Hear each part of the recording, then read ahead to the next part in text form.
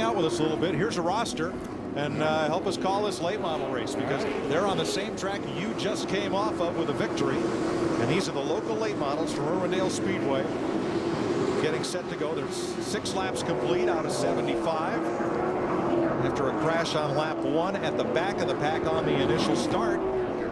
These are the fellas run here every week, and look, they're 3 wide, 4 wide for the lead, just like you fellas. They're not giving up. You know, you never know. It's only lap 7 here. These cars have about 450 horsepower, a little bit narrower tires than Matt was on here just a few moments ago. Yeah, these guys, they get around here real well. I mean, they're lower profile cars. You know, they're a little bit wider than ours are, and they get hooked up and get around this place. They're pretty quick. 3 wide for the lead on the inside. Miles Copenhaver from Lancaster, the number 8.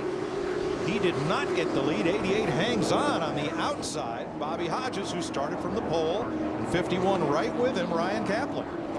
Mike, they're telling us that they need Matt to go. He's got some other things that he needs to do. Obviously, with to the victor goes the spoil. So other people want him besides us. So we're going to, instead of him helping us call the race, we're going to have to let him go. That's okay. I'll come back. We'll get another one right behind him. Yeah, come on back and see us. This would be great. My debut on speed. Yeah. Perfect. Good job, buddy. I'll see you guys. Thank you. Matt Kobaluk, the winner, as the 88 hangs on for the lead here. Bobby Hodges.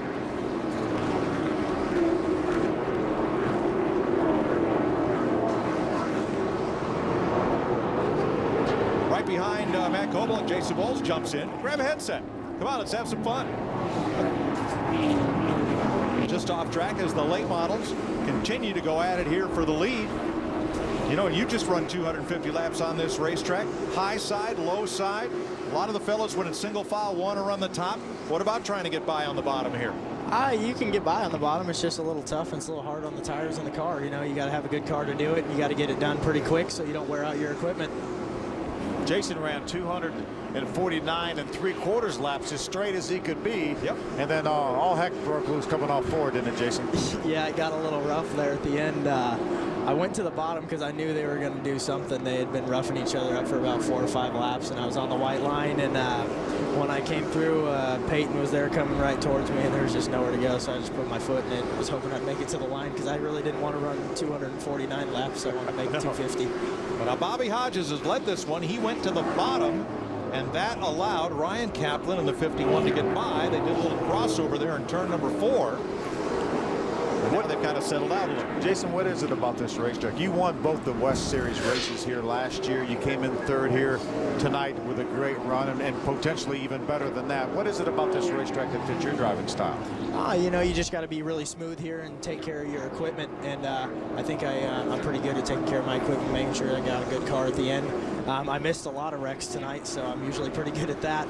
But unfortunately, I couldn't miss that last one. But I think here the biggest thing is you got to save your equipment till the end. You can burn the brakes up, you can burn the tires up real easy running the bottom, and I think I'm pretty good at staying away from that. Sean Bennett in the 4 spun down in turn 1, but got it righted and got going again, so no caution. 16 laps complete out of the 75. It just looks like the passing groove is where you find it, when you find it. Yeah, you know, it's it kind of moves all over. You can get by on the bottom, you can get by on the top. You just gotta, you know, it just depends on where your car works. Everybody's works a little bit different. Everybody's driving style is a little bit different. With the progressive banking here, you can kind of run all over the place, and you just got to be a little careful. That's all. We saw a lot of times, Jason, with obviously with the double file restarts that you guys in the Camping World Series have, especially at a place like this where the outside really is a preferred line that can, you know, you can work and work and work, get the lead, and you get a caution flag, and then you've got to restart with a second place guy on the outside of you. That can be a huge disadvantage, can it? Yeah, no, I was definitely trying to keep myself in that outside lane for the restarts if I could at all possible, because even if I can't get to the lead or pass anybody, it's like a damage control a little bit. I can keep them from going by at least, nonetheless. You know, I got by Logano a couple times, but he didn't want me to lead, so he wasn't going to have none of it. Mike Johnson, the 17 from Covina, trying to get by our pole sitter. 88 Bobby Hodges, this battle for 4th place. Well back of Kaplan, Copenhaver, and Holman. The front trio. We have completed 20 laps. We're going to take a quick break and come right back to the late model portion of the Toyota All-Star Showdown in Irwindale, California.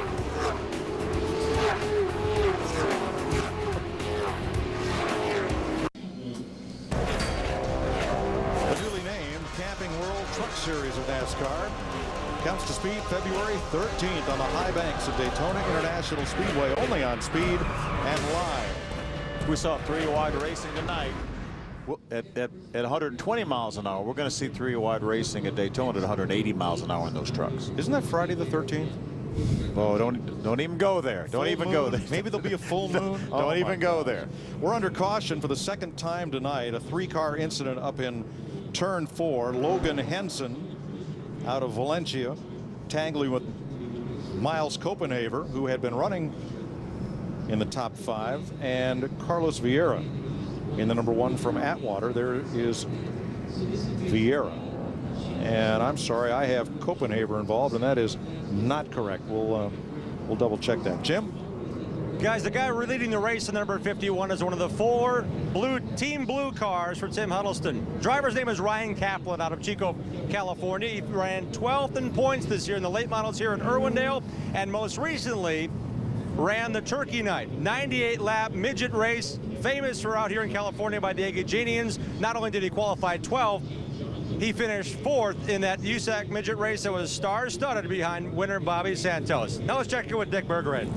Big fields of cars here tonight, and it's kind of a refreshing, wonderful thing to see something going forward with an economy that, I guess in all other parts, is kind of going backwards. And here's why. Here's why there are so many race cars tonight in this division. There's also a super late model division that's just swelled the pits to the point where they're overflowing. The promoters in the area have now standardized the rules. So a guy can build a car for this racetrack, he could go run someplace else, and far away, the rules are the same. So as the rules become standardized, the pieces and parts become less expensive because they're not making 1 off or 2 off or 5 off. They're making a whole lot of pieces and parts. People can take the same car and race it a lot of places. And we got a full pit and a bunch of happy race car drivers and a lot of people in the stands that like it too. And we like it as well. And hopefully a lot of folks at home watching it on Speed. Jason Bowles is our guest, runner-up in the Camping World West Series last year. Picked off a 3rd place tonight. What's ahead for you this season?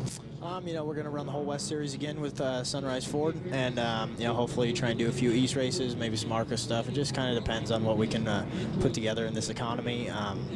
You know, we'd love to run some East races for sure. Go to Loudon, and then you know, go to Dover. That would be a lot of fun when the Cup guys are there. But you know, we're definitely going to try and win the championship. We got 3rd 2 years ago, 2nd last year. There's only 1 left that we got to get now. Where is Sunrise Ford? We want to send them some business. Yeah, definitely. There's one in Fontana and one in North Hollywood. If you need a Ford, they'll make you a great deal. You know, they take care of you on service, everything. Go down there and see those boys, and they make sure I can keep racing every week, and you know, they'll do you a good job. That's great. Glad Jason, how did you get your start racing? I actually started racing go-karts when I was 10, and the guy who owns Sunrise Ford that owns my race team now, I bought my first go-kart from him, and he just kind of kept an eye on me ever since that day. And I was racing late models out here in 06, and he came out and talked to me a little bit and gave me a little money to buy some tires, and at the PRI show asked me if I wanted to race for his West team, so I said sure, why not. How about that? Terrific.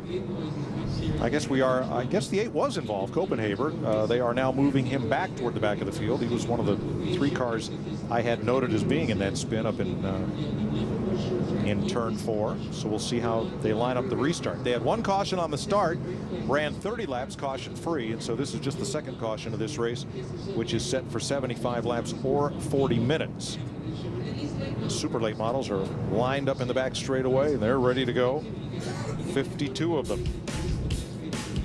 As soon as cleanup is complete, we'll restart here in Irwindale.